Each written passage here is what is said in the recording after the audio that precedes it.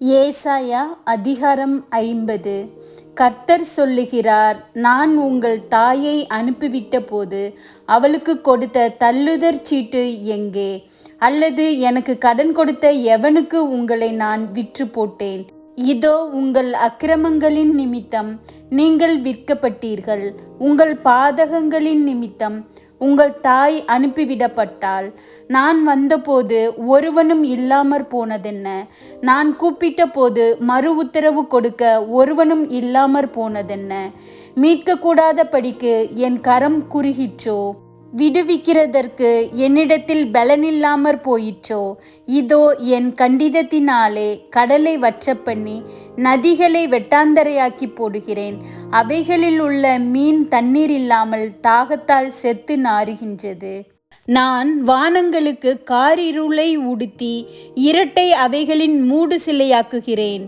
இளைப்படைந்தவனுக்கு சமயத்திற்கேற்ற வார்த்தை சொல்ல நான் அறியும்படிக்கு கர்த்தராகிய ஆண்டவர் எனக்கு கல்விமானின் நாவை தந்தருளினார். காலைதோறும் என்னை எழுப்புகிறார். கற்றுக்கொள்ளுகிறவர்களைப் போல நான் கேட்கும்படி என் செவியை கவனிக்கச் செய்கிறார். கர்த்தராகிய ஆண்டவர் என் செவியை திறந்தார்.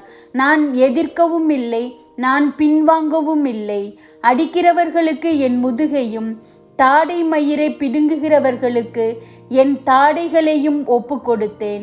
அவமானத்துக்கும் உமிழ்நீருக்கும் என் முகத்தை மறைக்கவில்லை. கர்த்தராகிய ஆண்டவர் எனக்கு துணை செய்கிறார். ஆகையால் நான் வெட்கப்படேன். நான் வெட்கப்பட்டு போவதில்லை என்று அறிந்திருக்கிறேன். ஆதலால் என் முகத்தை கற்பாறையை போலாக்கினேன். என்னை நீதிமானாக்குகிறவர் சமீபமாயிருக்கிறார். என்னோட வழக்காடுகிறவன் யார்? ஏகமாய் நிற்போமாக. யார் எனக்கு எதிராளி? அவன் என்னிடத்தில் வரட்டும். இதோ கர்த்தராகிய ஆண்டவர் எனக்கு துணை செய்கிறார்.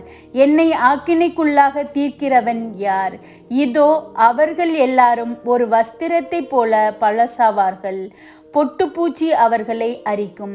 உங்களில் எவன் கர்த்தருக்கு பயந்து அவருடைய தாசனின் சொல்லை கேட்டு தனக்கு வெளிச்சமில்லாததினால் இருட்டிலே நடக்கிறானோ, அவன் கர்த்தருடைய நாமத்தை நம்பி தன் தேவனை சார்ந்து கொள்ள கடவன்.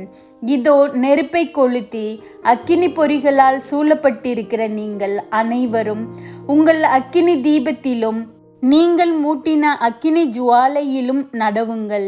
வேதனையில் கிடப்பீர்கள். என் கரத்தினால் இது உங்களுக்கு உண்டாகும்.